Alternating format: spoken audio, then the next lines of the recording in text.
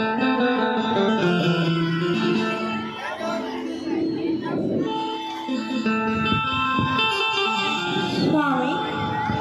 कहो वैदेही। आज प्रातःकाल मैंने एक स्वप्न देखा। भैया भरत और पूरी प्रजावासियों के साथ बड़ा उदास सा चेहरा लेके यहाँ आए हैं। क्या मेरा भरत आ रहा है? पीछे से लोग देखते आपने ऐसा स्वप्न देखा वैदेही? जी स्वामी।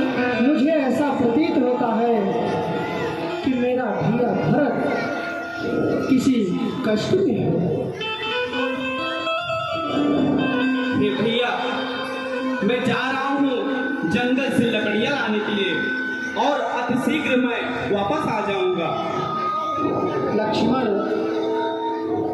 आप जंगल में लकड़ियाँ लाने हेतु जा रहे हो, किंतु विलंब न करते हुए भैया आ जाना, क्योंकि आज मेरा दिल अधीर हो रहा है। मेरा भरत किसी कष्ट में है, ऐसा मुझे प्रतीत हो रहा है भैया। कष्ट में? भरत कष्ट में? भैया, अभी तक तो उसका राज अभिषेक भी हो गया होगा, उसको किस बात के कष्ट?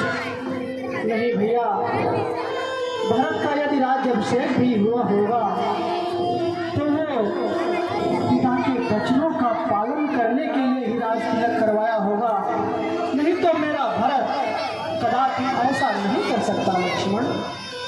भैया, आप अपने जैसे तो सभी को समझ लेते हैं।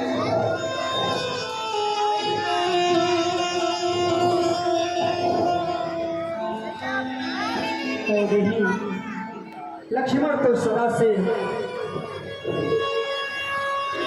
झगड़ालू स्वभाव का है, उसे बात बात पर क्रोध आ जाता है, किंतु मुझे भली भांति विदित है कि मेरा भाई भरत कभी अपने भाई के प्रति गलत भाव नहीं रख सकता है।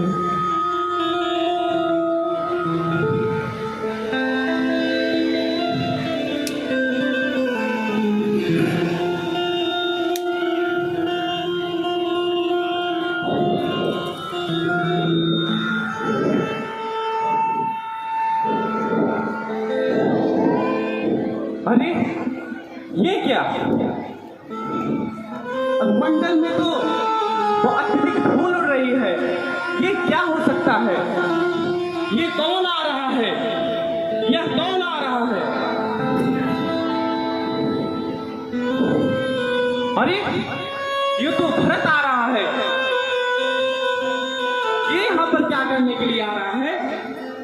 ओ, अब मैं समझा, या हमें वन में मारने के लिए आ रहा है। मैं अभिषेक अभी भैया के पास जाकर यह बात बताता हूँ। भैया, भैया आ गया भैया। अभी समय लकड़ी और फूल उठाने का समय नहीं भैया, अभी समय सर उठाने का समय आ गया भैया। कौन आ गया भैया? आज अगर भैया आज मैं उसको जीवित नहीं छोड़ूंगा। कौन आ गया भैया? इस तरह से क्रोध क्यों कर रहे हो? आपका चहेता भरत भैया, आपका चहेता भरत। मेरा भरत? हाँ भैया, मेरा भरत आ रहा है भैया। हाँ भैया,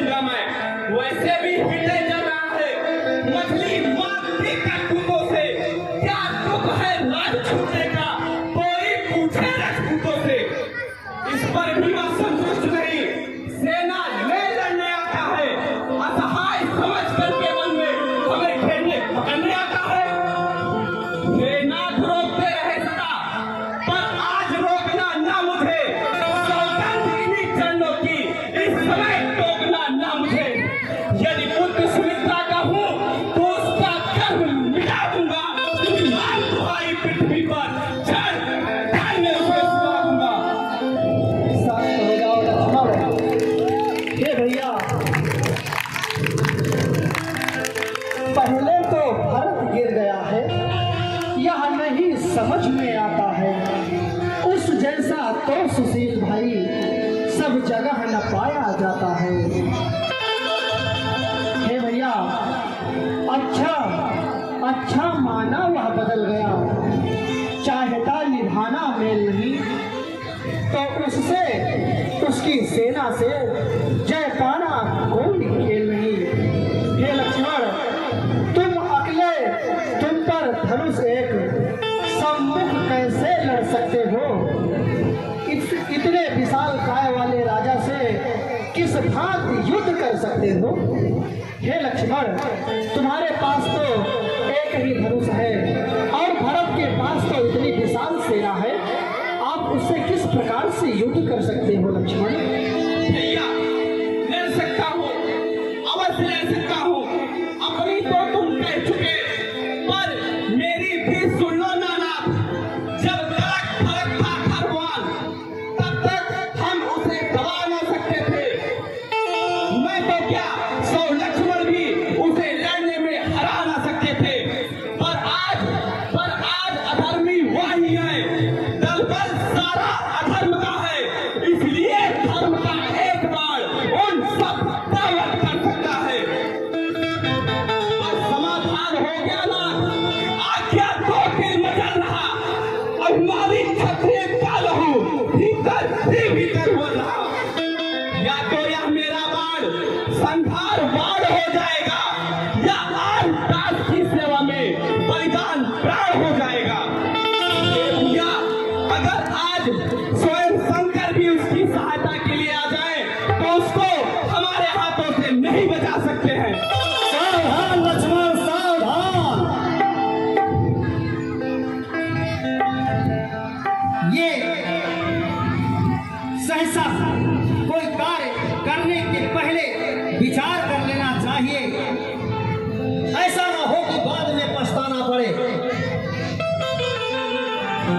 भरत को जो समझ रहे हो कि युद्ध करने के लिए आ रहा है, कहीं वो किसी और प्रयोजन से आ रहा हो, पहले उसके बारे में जान लो, उसके बाद में जो करना होगा करना।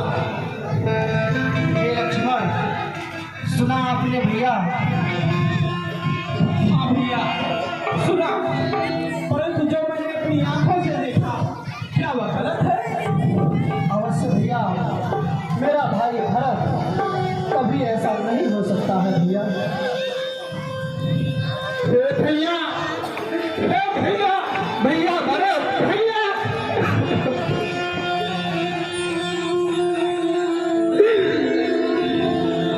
भैया कहो भैया भरत, क्या आप अपने भरत को भूल गए? क्या आपने तनिक कर दी? भरत को याद नहीं किया भैया? नहीं किया? नहीं भैया, ऐसा कदापि नहीं है भैया। यह आपका भाई सोते जागते उठते बैठते हर समय अपने भैया को याद करता रहा भैया। भैया आपने एक क्षण भी नहीं सोचा कि मैं अगर भरत को छोड़कर चला जाऊंगा तो भरत कैसे जिएगा भैया? कैसे जिएगा? नहीं भैया, कैसे जिएगा भैया? अरे भैया भरत धैर्य धारण करो भैया। प्रणाम हमारे माता माता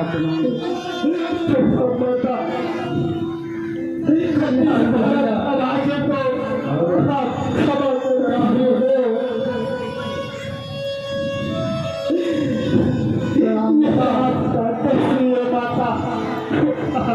कर रही हो। प्रणाम माता।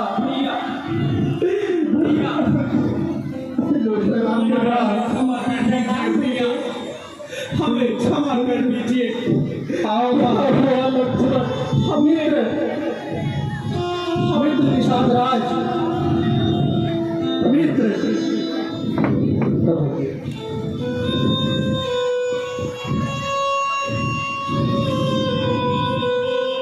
भैया हे गुरुदेव आप आसन ग्रहण करो। हे लक्ष्मण अधीर हो रहे हो भैया, अधीर हो रहे हो भैया, मुझसे भूल हो गई भैया, मुझसे भूल हो गई। क्या हुआ क्या हुआ क्या भूल हुई तुझसे? माँ आओ आसन ग्रहण करो। मैंने आपके बारे में न जाने कितने कटु शब्दों का प्रयोग किया भैया, और भैया हमने आपके लिए शस्त्र भी उठा लिए भैया, शस्त्र भी उठा लिए। ये शस्त्र उठाया तो इसे चलाया क्यों नहीं भैया? इसे अगर तू चला देता तो इस भरत के कार्य को सफल कर देता। नहीं भैया, ये बातें अपने भैया राहत के समझ आता तो नहीं। मार को तूने चलाया क्यों नहीं भैया? चलाया क्यों नहीं भैया? नहीं, हमें क्षमा कर दीजिए भैया, हमें क्षमा कर दीजिए। हे भैया भरत, हे भैया भैया दुखी क्यों इस तरह होते? जरा धीरज तो धरो भाई, बड़ा क्या कष्ट है तुम पर, जरा वर्णन तो करो भाई। हे भैया मैं ये क्या देख रहा हूँ, हमारी माताएं श्वेत वस्त्र क्यों धारण की हुई है? हे भैया कहीं मेरे मन में जो संशय उठ रहा है, क्या वो सत्य है भैया? भैया आप तीनों लोगों पे जाता है, हम सरेआमी है, जो आपके मन में है वो सत्य है भैया। हमारा हाथ हो गए भैया, हाथ विधाता। भैया हमारे पिताजी के चार पुत्र थे, किंतु अंतिम समय में एक भी पुत्र उनके पास नहीं था भैया भरत।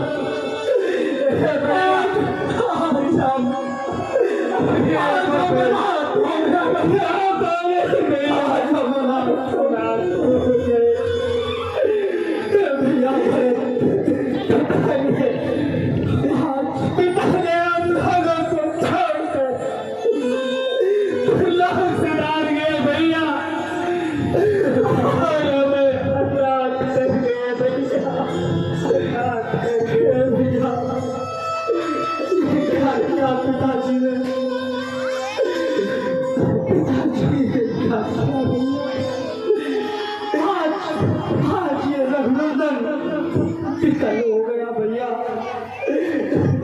भरत हाँ भैया, सोनी का लिखा कोई टाल नहीं सकता है, इसलिए भैया धैर्य धारण करो। हे रघुनंदन रघुकुल भूषण, हे भैया कहो भैया भरत, हे रघुनंदन रघुकुल भूषण, रघुपति रघुनायक रघुराई, इस छोटे आरत शरणागत को कहिए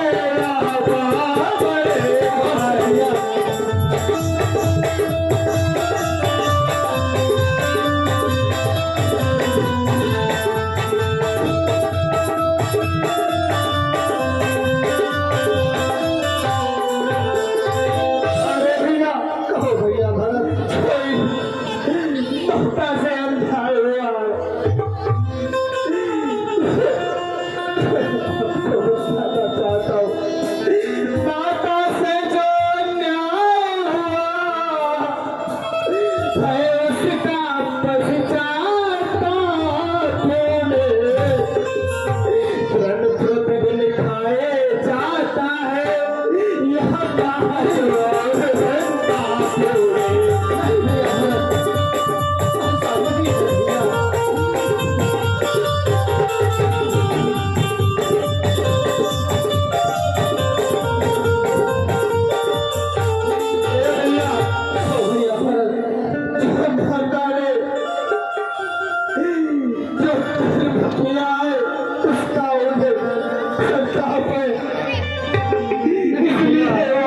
हमारे संग में हमको बनाने और अयोध्या ले जाने के लिए अमूल्य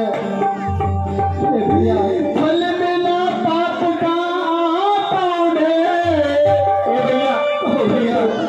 फल मिला पाप का पाने देखिए नांग हुआ ताला उस पाप तालिया के कारण मुखड़े कारण भैया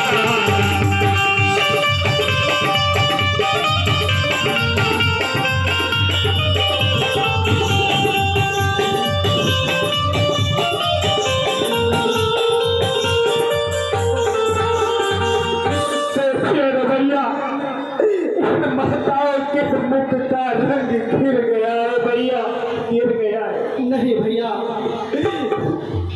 हमारी समस्त महताएं अपने पुत्र के लिए जगदम्बा और जगजननी होती है भैया, और आप कह रहे हो कि इनको क्षमा कर दो। हे भैया, हमारी माताओं से कोई अपराध नहीं हुआ है भैया, हम क्षमा करें किसको? माँ तो खुद निष्कलंकनी है, अपने चारों ही पुत्रों की वह जगदम्बा जगजननी है।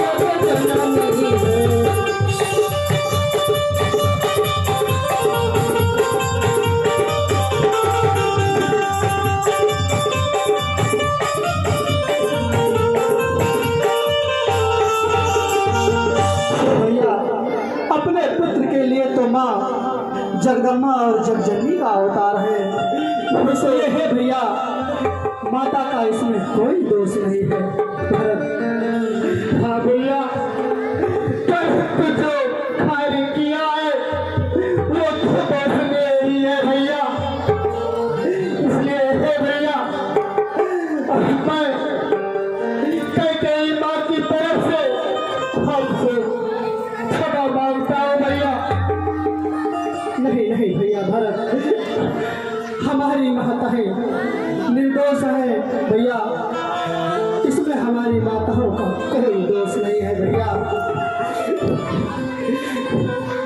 होनी का लिखा कोई मेट नहीं सकता भैया, हमारे भाग्य में वनवास लिखा था और मुझे वनवास मिला भैया। हे भैया, आप अयोध्या चलिए। हे भैया, आपकी अयोध्या नगरी आपका इंतजार कर रही है, आपको ढूंढ रही है, अपने राजा को बुला रही है भैया। जैसे भी हो लौटिए अवध। हे रघुवर, कहो भैया, हे प्रभु, हे हमारे